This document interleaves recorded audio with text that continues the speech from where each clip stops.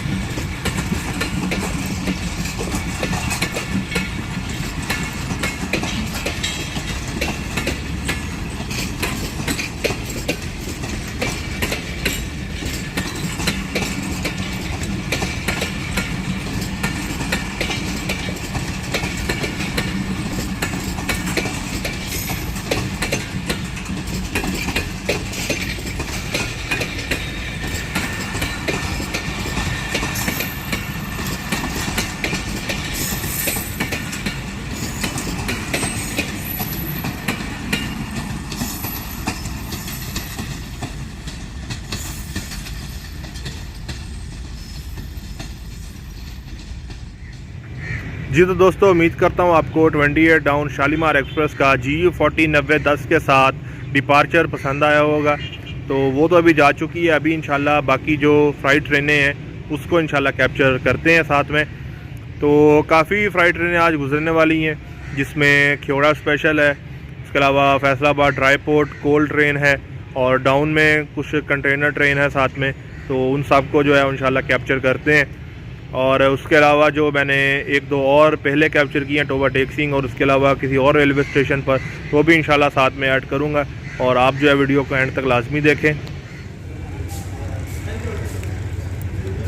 𝐷𝚃 down AG 306023 और RG 245205 के साथ आ रही है, बहुत ही अच्छी रफ्तार में है।